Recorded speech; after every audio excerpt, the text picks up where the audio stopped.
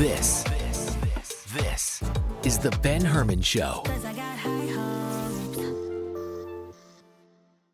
Hey, what's up, everyone? Welcome back to the Ben Herman Show. I've got another amazing guest here with me, Mrs. DJ Desire, aka Mrs. Ashley Thompson.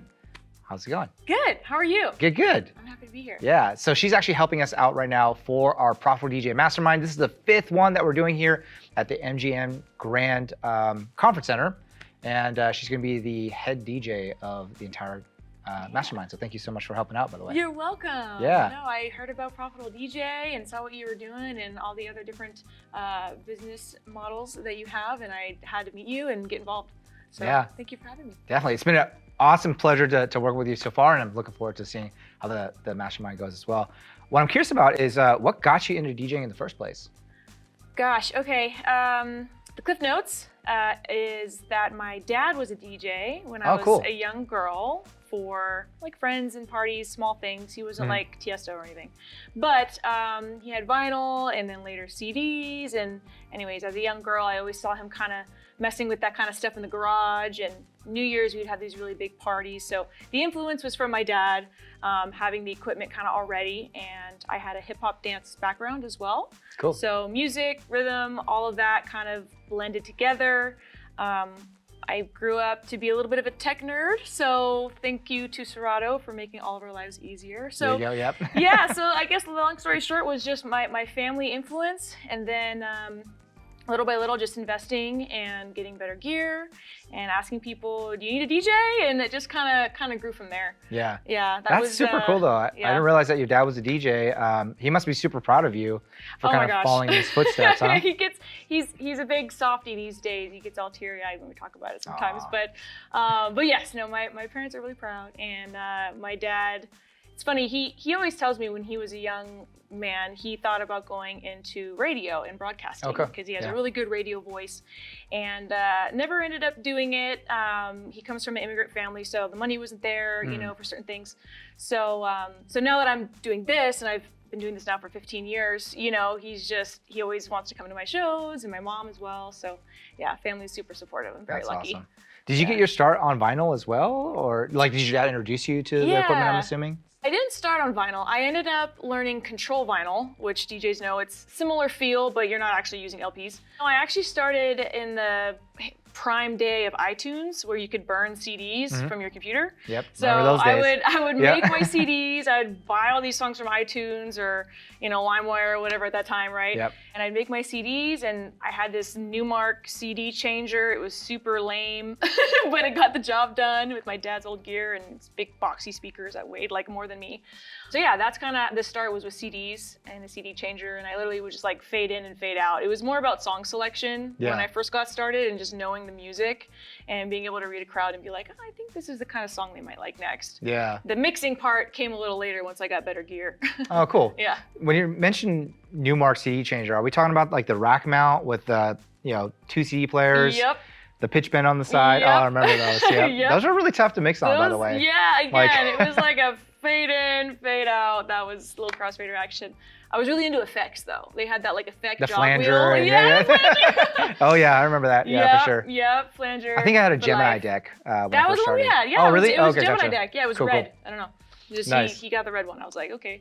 Yeah. But that was what my dad used when he kind of was tired of lugging crates around and CDs became a thing. He ended up subscribing to record pools, but they were CD like memberships. Every month he would get a CD of whatever the hits were for hip hop and R&B hits for March of 2002 I remember that too. or whatever year it was. It's like the now CD version for DJs. Exactly. Yep. Yeah, it's funny. Yep. Yeah. He still has all those albums of actual CDs that we found them in the garage one of the recent times I came to visit, and I was like, oh my gosh, this is some of these songs. Then I started feeling old because it was like, like Yeah by Usher was on there, and I was like, oh my god. That's still a hit though. That's still a hit, right? For sure. Exactly. But, yeah. Definitely a timepiece. But yeah, that's kind of how it started with CDs, and then it all went digital once I got like into college, late high school. Okay.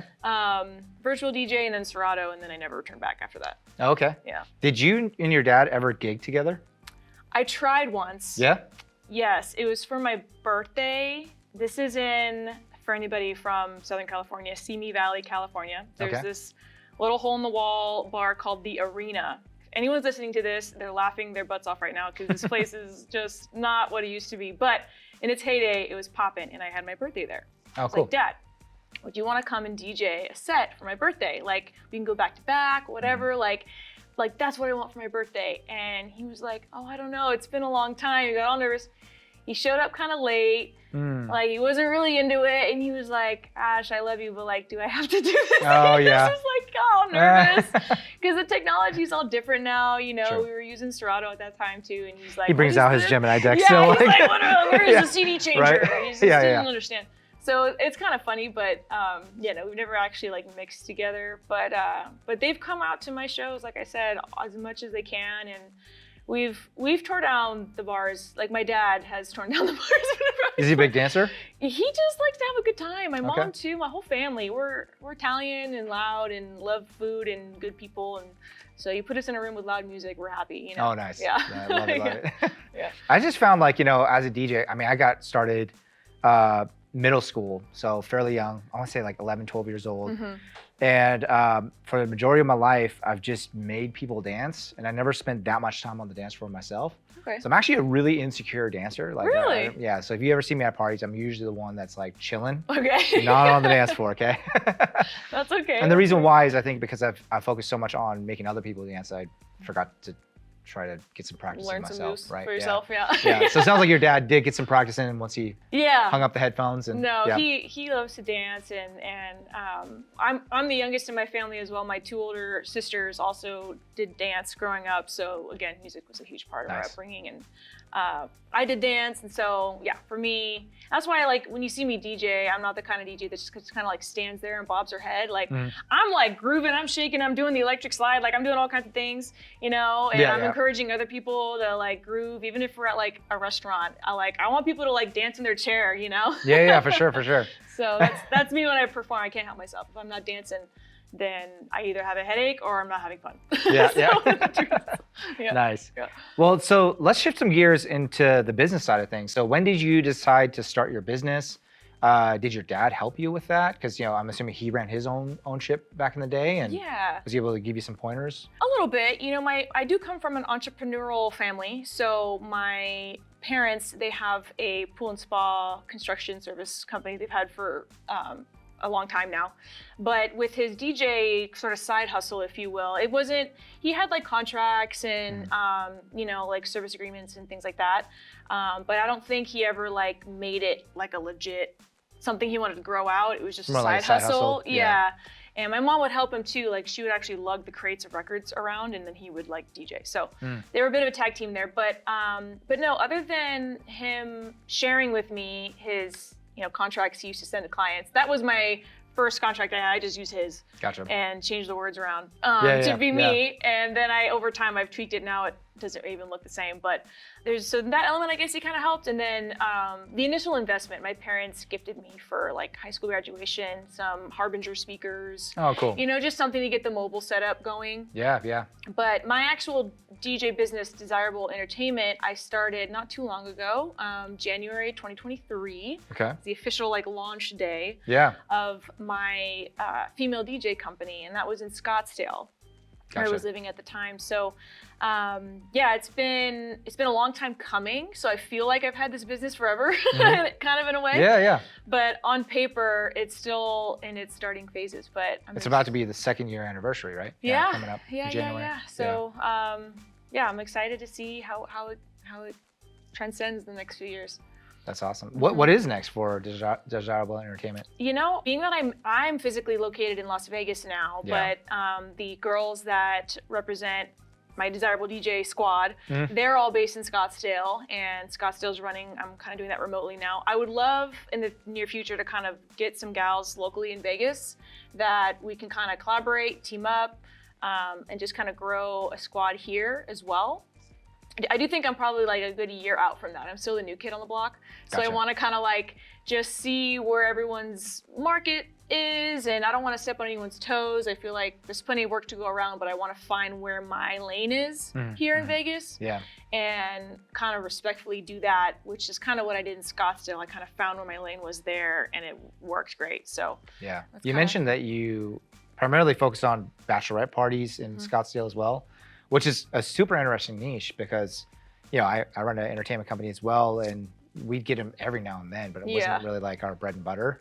I would say like, corporate weddings, schools were like the main bulk, where there's like, it was very rare that we'd get a bachelorette party. So how did you get those, those opportunities? Like how did you attract those and kind of become like the household brand for attracting bachelorette parties? Yeah, no, that's a really great question. And I actually love sharing this story.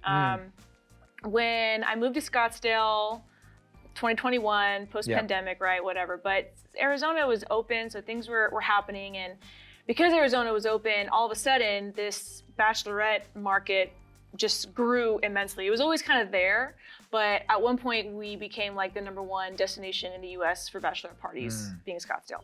There's a lot of reasons for that, but within that industry, I learned that Airbnbs go all out.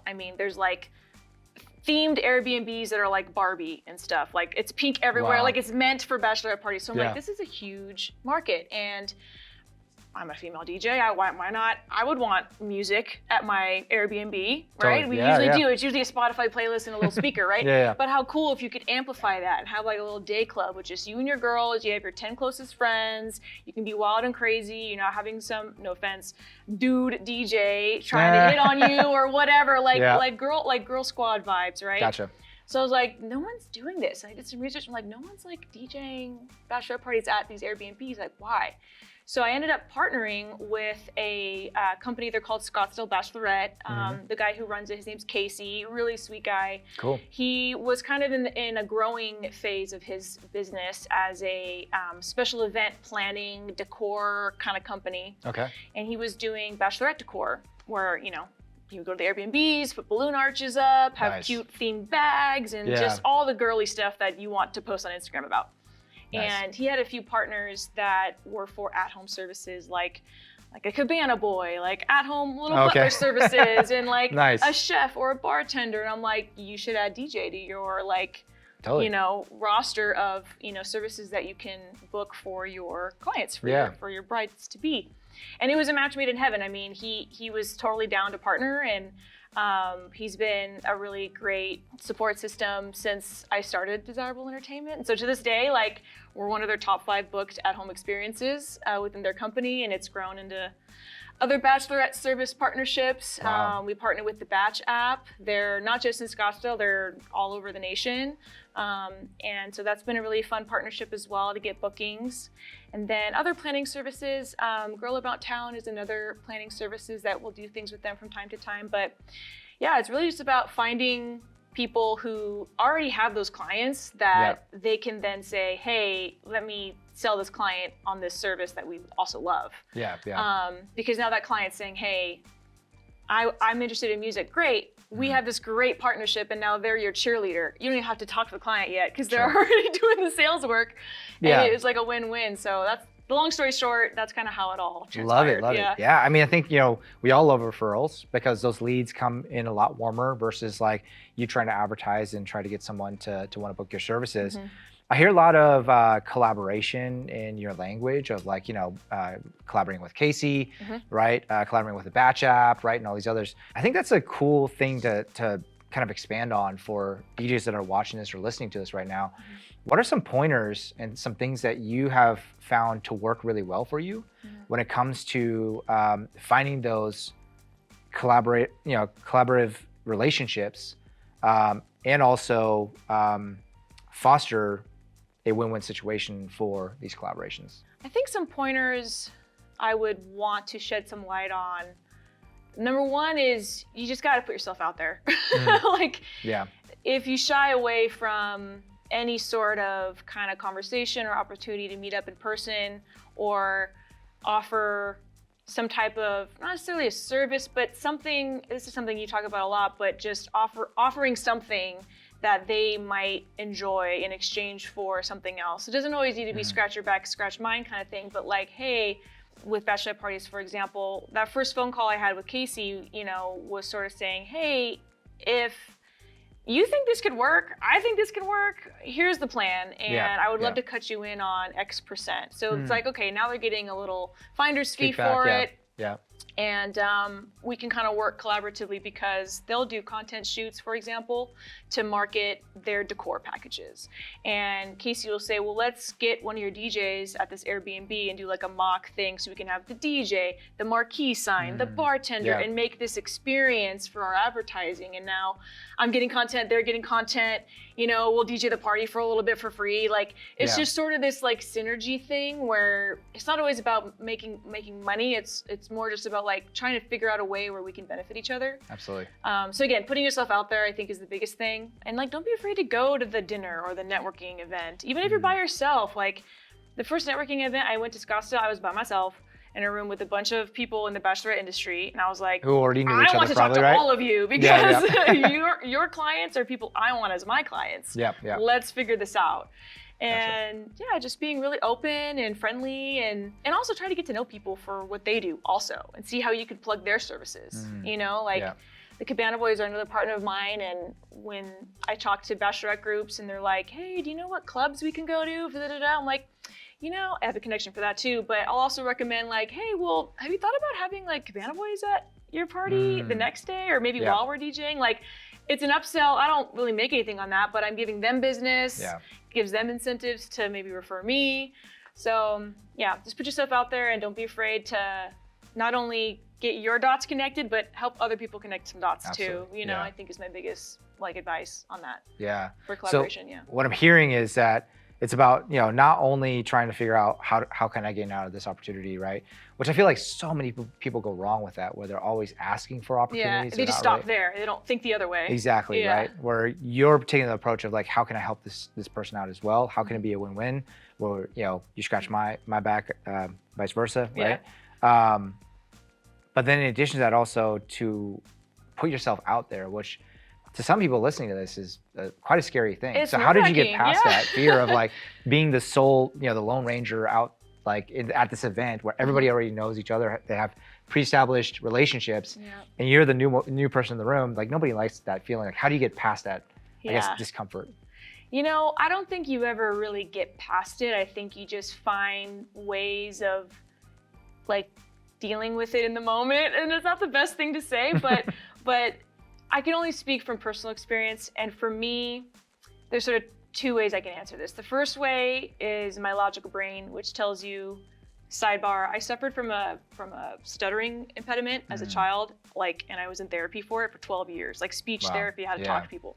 And when I was in speech therapy, I wasn't just talking to my speech therapist about stuttering.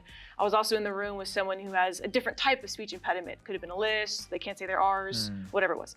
So I'm also getting tips about what they need to do to fix their speech. So just learning that, you know, we all are a little nervous when talking to each other, and that's okay. Just so there's a little bit of that. And then my second part to that answer is just having this sort of, I don't want to say persona, because I do try to be genuine as much as I can wherever I go. But there's Ashley, and then there's like DJ Desire. DJ Desire. You know what I mean? And so when I go into a room that makes me nervous, I just flip it. I'm like, I'm DJ Desire right now. Gotcha. I'm this, you know. So it's a mindset switch, right? It's just a mindset thing. And then I refer back to the speech therapy stuff because I try to apply some of those tools I learned with public speaking to, you know, then articulate myself in a way that's, you know, poised. I'm not all nervous. Just try to think about what I'm saying. And leave room for pauses and things like that. So just, so whatever your DJ persona is, even if you're not necessarily a DJ yet, or you're not at that level, like, imagine what it would be and take that confidence and put it in the room with you when you're in that environment. I love that. That's kind of my approach, at least. Cool. Well, I want to kind of come back because you had mentioned through your speech therapy, there's some tools that you're taught, right? What I've heard is that public speaking is one of the top phobias in the world, right? Above spiders even, and you know, fire or whatever, jumping into fire. Maybe not, but you know what I'm saying, right? So, but public speaking is something that a lot of people fear. What are some tools that you may have learned through those speech therapy classes or lessons that other people could apply, but still have this fear of putting themselves out there or speaking in front of the room? Yeah, it sounds so cliche, and I'm not saying do this, but the phrase like picture everybody in their underwear. Don't do that per se. Yep. But picture that everybody already said you did a great job. Like imagine everybody said, wow, your presentation was so great. Imagine everybody said, wow, I can't wait to talk to you after later one-on-one when it's not so busy because I really care about what you have to say. Like a lot of people fear public speaking because they are thinking the opposite. They're thinking the negative. They're thinking, oh, what if they don't like it? What if they think I'm not that smart? Or whatever the negative thought is. Just flip that around and just think, yeah, what if people stand up and applaud at the end? Like, how embarrassing, but how cool. Like let that fuel you to give you the confidence and the courage really to stand up in front of everybody. And so that wasn't necessarily like a speech tip. It's more of a confidence tip. Yeah. But when I was a kid, then I gotta tell you, like, I was a nerd. I loved school. I got straight A's, all the things. I sat in the front row. I was a kid that's like, teacher, what about the homework? Like people hated me. Okay, I was like not like popular. Yeah. So because I wasn't popular in school, like there's also that. I was already used to kind of people like kind of hating Picking on me, you. kind of picking on me. I got Gotcha. bullied, the whole thing. Just because I like school. Yeah. But when I would raise my hand to answer a question, I thought, oh my God, they're gonna tease me. Oh, da da da. And I just remember my speech therapist being like, well, what if they don't? What if your teacher gives you an A and you love getting A's? So it's like my stupid little nerd brain, but it's like, yeah, just raise your hand in that room, talk in front of that office presentation or at the mastermind. Like, just imagine everyone's already praising you, and that'll give you the confidence to get up there and just kill it. Yeah. One of my best friends, he was actually a teacher for quite a long time. He's no longer, but he had mentioned that it always took the first courageous student to raise their hand to give permission to the rest of the students. Because they all had the same question, but everybody was scared of raising their hand first, right? Because they all didn't want to look like the stupid student in class, right? So it's interesting how you had mentioned that, like, yeah, regardless of that fear, put yourself out there anyways, right? And then also in regards to your confidence that you mentioned about, it's a play on words, right? It's like, instead of thinking of like the negative outcome, think of the desirable outcome. You see that right there? Love it. But it's true though, right? Yeah. Even like star athletes, they're constantly thinking about winning the race, right? It's imagining before it becomes reality. But a lot of times the thoughts that you think is what feeds into the results that you receive, or also turning a dream or a thought into a reality. So yeah, it's like manifesting, right? I mean, if you want to chalk it up to that, and at the end of the day, it's like we all fear judgment, we all, I don't care who you are, we all care what people think. If you say you don't, you're just fibbing to yourself. Okay, we all care what people think, but it's a matter of, do you let that affect your performance, your, desires to do whatever goal you have? Do you let that affect your relationships with people? If the answer is yes, then you probably care what people think a little too much. You gotta pull yourself back. But we all care what people think. You just can't let it, stop you from doing the things you want to do or doing things you need to do. Like if you need to do a presentation for work, like, sorry, but you got to do it. You got to get past it. So want to circle back actually, because we kind of went on a tangent. We did, yeah. But I actually love what you mentioned about, you're trying to, for desirable entertainment, you've moved to Vegas from Scottsdale, right? You've got ladies already working in Scottsdale, but you'd like to attract more female DJs here in Vegas. We definitely have Vegas DJs in our tribe that might be watching this or listening to this right now. What are some qualifications or things that you're looking for in a DJ that, that might be interested in joining your team? What are the pre-qualifications that they should, I guess, run through? Yeah, I mean, experience is great, obviously, I'm not gonna shy away from somebody who is less experienced. Some of my best DJs in Scottsdale were less experienced, and I've kind of taken them under my wing as like mentorship in a way. So you do provide training? Yeah, I'm happy to do that, if there's, again, the word desire, if there's a desire for that, like if that person genuinely wants to learn, like I'm there. Like I love teaching. Yeah. So, and honestly, I think the biggest qualification is, honestly, it's kind of a work ethic thing. Like you can get the gear, you can buy the mixer, you can, all that. But if your work ethic is not there, if your communication's poor, so these are just some things that I really love. So when we start emailing, like, are you punctual? Are you emailing me back relatively quickly? Like that kind of stuff really matters to me. Yeah. And then obviously, can you mix is important. But you can teach that too, right? But you can teach that, and in some regards, I would almost rather them like I said, be a little less experienced, so I can kind of teach them the way that I like things to be done, little mini-me's in a way.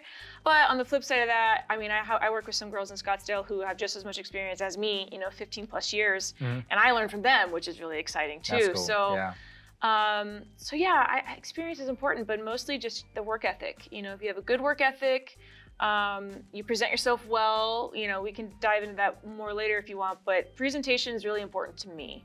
And as women, we already kind of get criticized for how we look just by the way the world is. So in a male-dominated industry, that matters a little bit more than maybe other jobs in entertainment, maybe.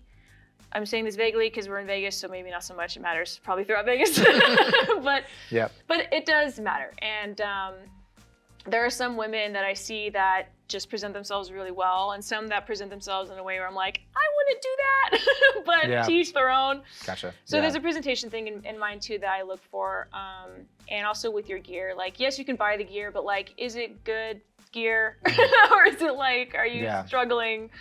Again, reliability, all that, it all goes together. So anyone hearing this, if you think you got what it takes, or you want to learn, that's kind of, I'm on both sides. It's like whether you have it and you're ready to rock, or you want to learn, like I'm open to either side. Gotcha. You mentioned presentation a lot. Could you mind elaborating on that a little bit? Like, what is it that you're looking for specifically? I think attention to detail is really more what I'm talking about. Okay. I'm not talking about looks. Oftentimes people think, oh, she has to be pretty. No, pretty is subjective. It's about, do you pay attention to detail? Gotcha. And that could be from hiding your wires. So like gear. So we actually talked about this during setup. I'm like, I like to kind of hide my wires. I don't like cables running everywhere from the front of the table. Like, it just doesn't look very clean. No, definitely not. So clean setups, taping things down appropriately, not all crazy zigzags, like just clean. Aesthetics are important. And those details. And also, again, presentation, not just with your gear, but with your person, Hair and makeup matter. Like, sorry, you don't have to have crazy voluptuous hair, but is it groomed properly? Is it, is your makeup presented well, or are you going crazy with the makeup? Like, what's happening? Like, we need to fix something here.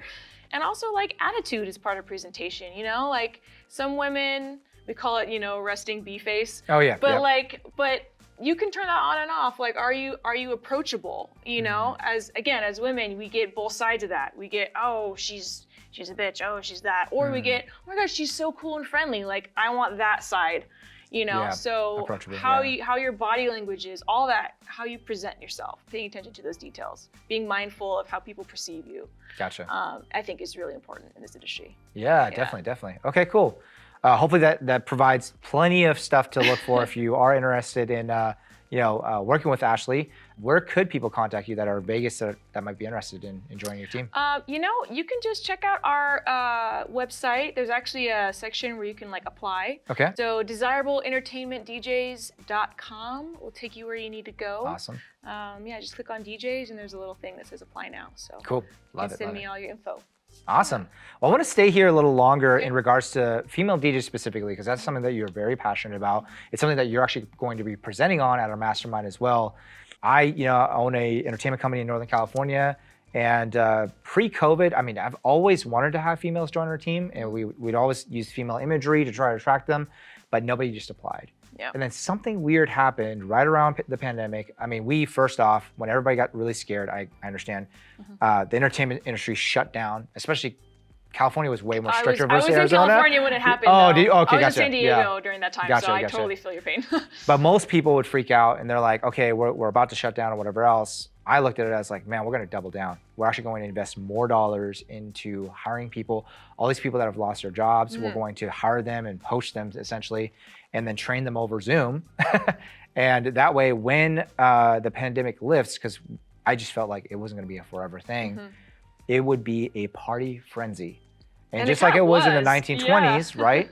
We're in the 2020s, so it's like really, a century went by, and most likely it'll be kind of like the roaring 20s again in the millennium or whatever you want to call it. Yeah. And so my hypothesis was right, which was great, but at that time I looked like a crazy person because they're like, what, are you serious? I was like, mark my words, we're gonna double or triple in size once things lift off, and sure enough it did. But the interesting part that happened was a majority of people that applied were actually females. And so since the pandemic and on, our company's been perfectly half and half, half male, half female. Love that. And there are some challenges that I've noticed from our female staff versus our male staff. Like one is the guys don't really get hit on, the women do. And it's like, I mean, we do a lot of family oriented events like weddings, and private celebrations. But a lot of times at these weddings, even though they're supposed to be classy environments, alcohol gets flowing and these guys cross the line, right? The judgment just goes. Yeah. Do you have any sort of advice and tips on, business owners like myself who employ females, but also for female DJs that are experiencing that out in the field?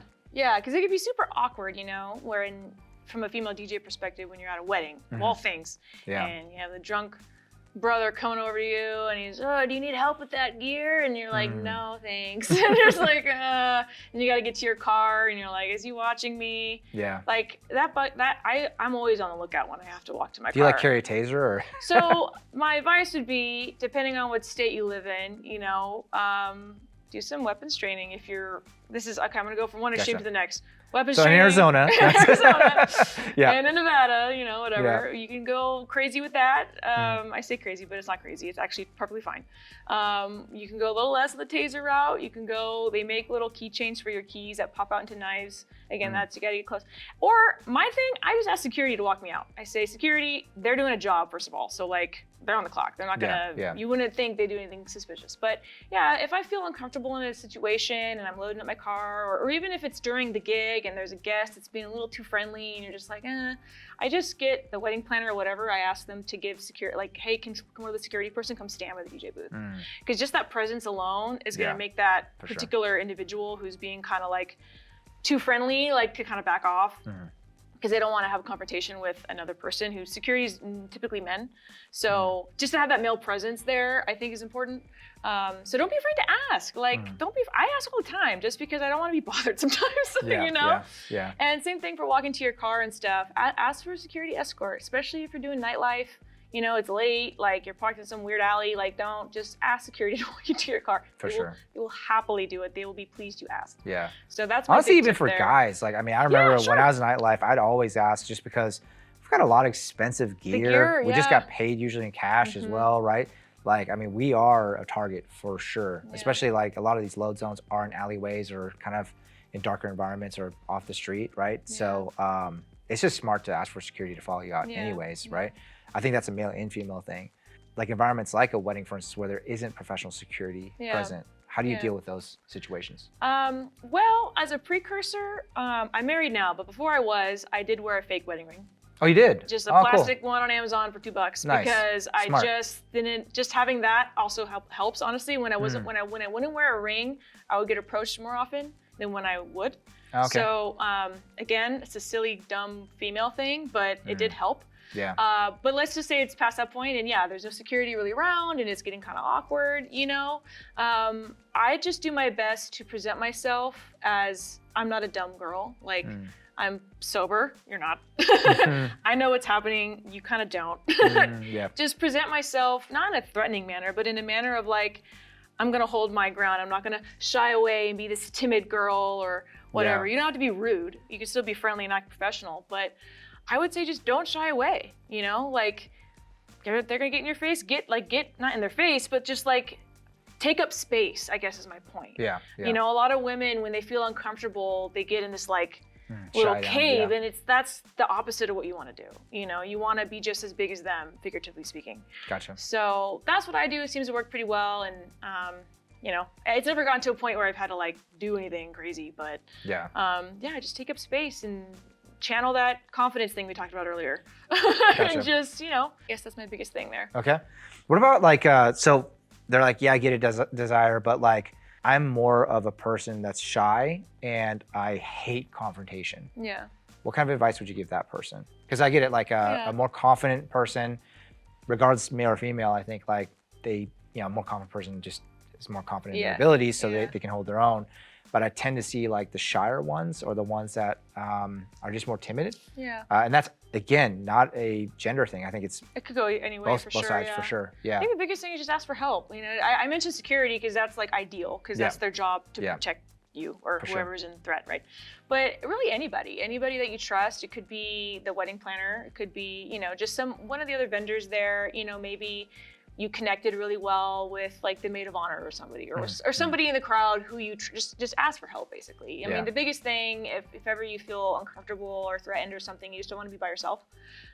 So as long as you ask for help, someone from the venue there, even the bartender or someone like they get it. They get harassed all the time.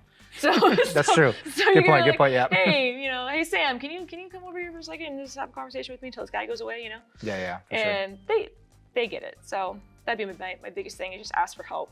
Gotcha. Yeah. Cool.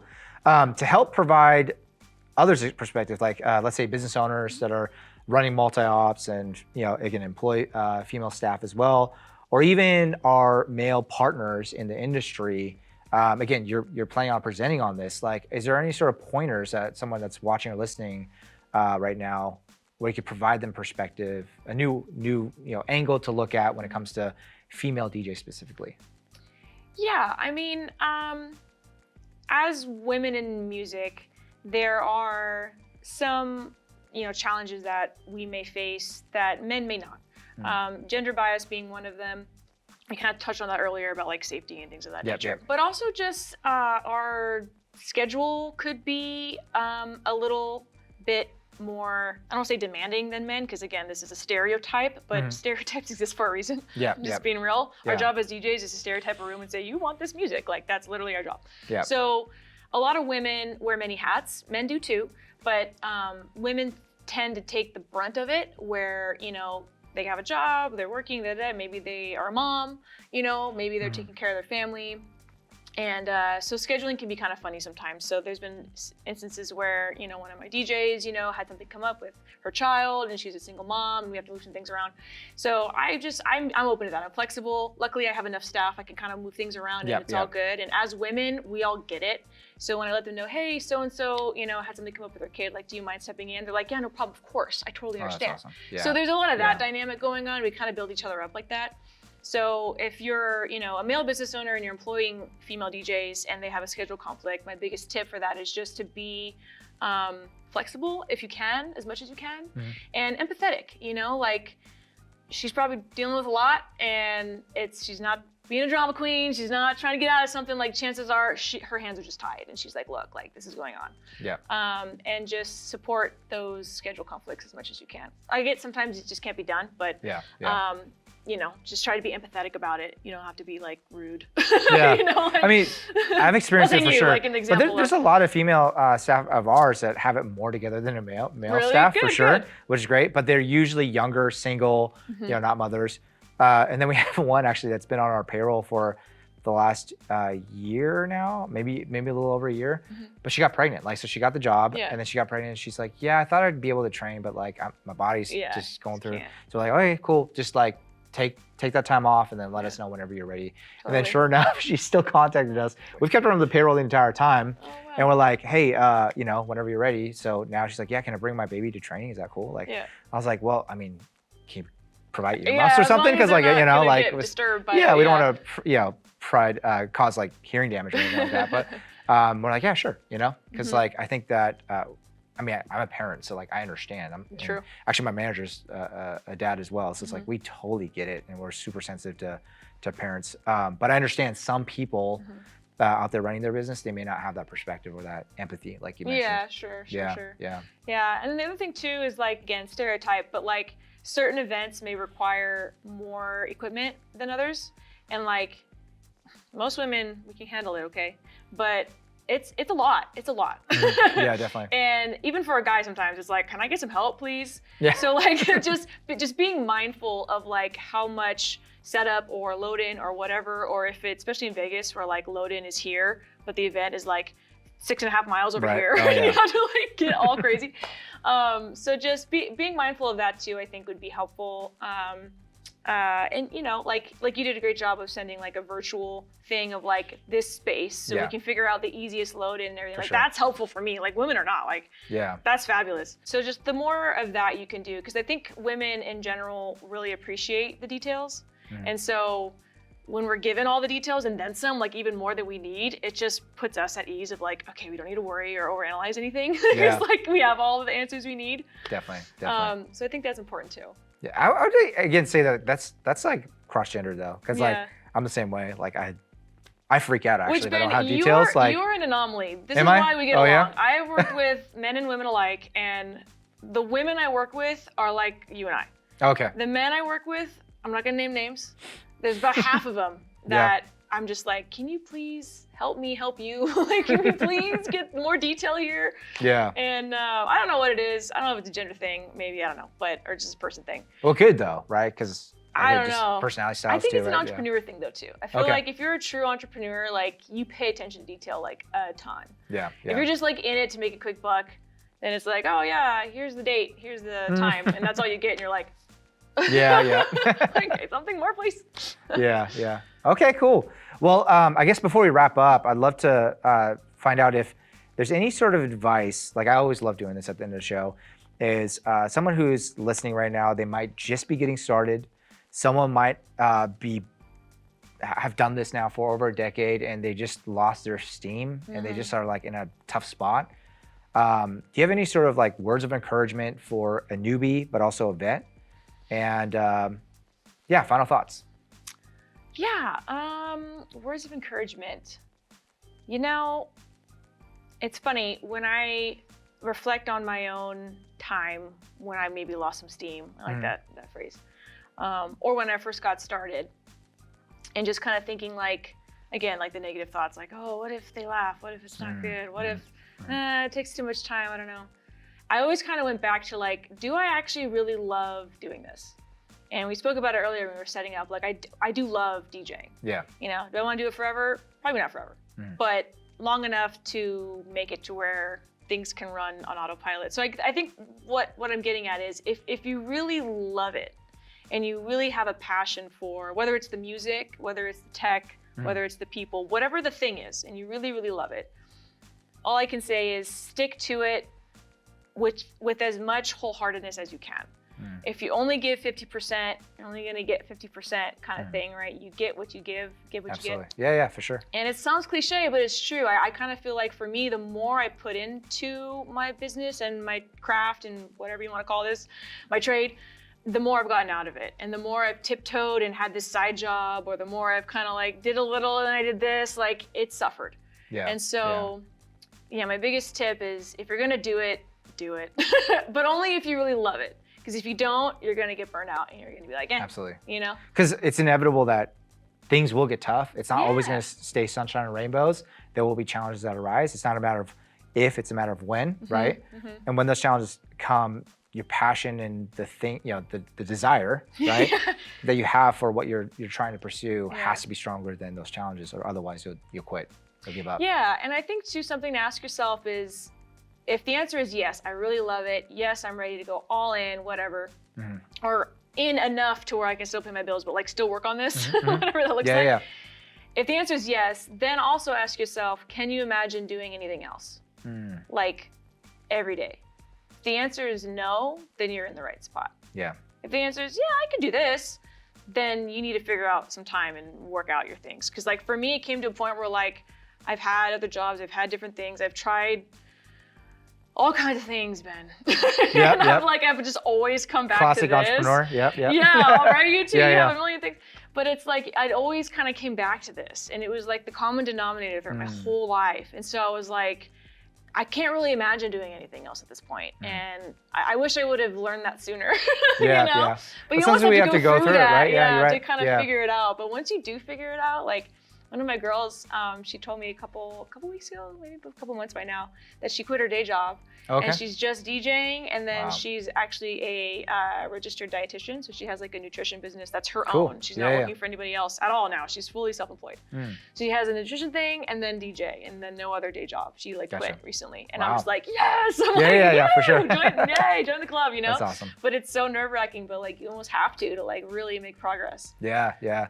I'd say for me, the gauge has been, are you willing to do this for free? Like if money was taken care of and like you had your bills paid for, what is it that you'd actually want to choose to do, right? So there's been challenge. Even this mastermind right here has been a challenge, right? Yeah.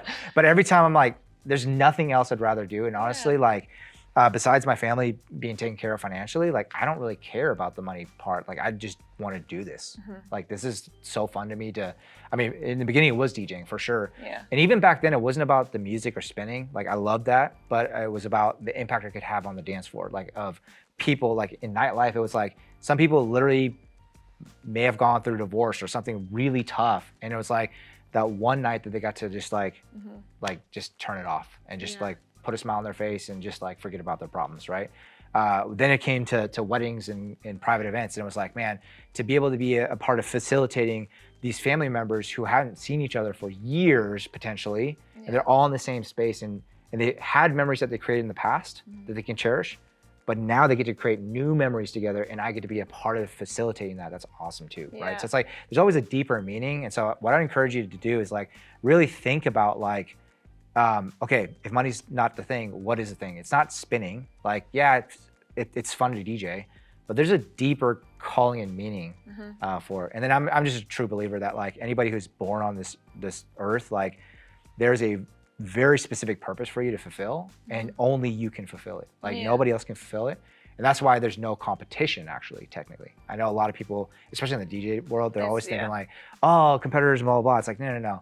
You're put on this earth for a very specific assignment that only you can fulfill. Nobody else can fulfill it. And if you carry that with you, game over. Then you're golden, Yeah, no, but you gotta be willing to pursue it. That's true, yeah, you have to believe.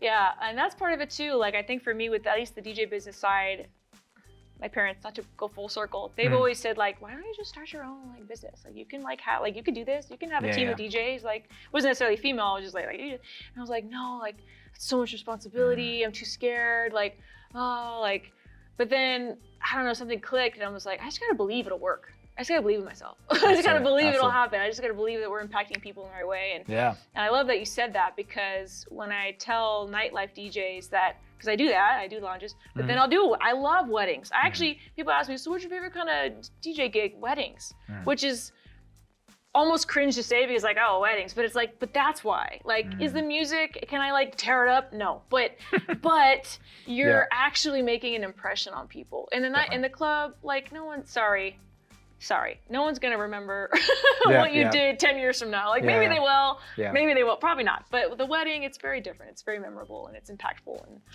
And you're getting people together and uniting them under whatever corny song you got to play, but it's so worth it because you get that reaction, and that's why I love doing it too. Is just getting a reaction out of people is really fulfilling. So definitely. Yeah.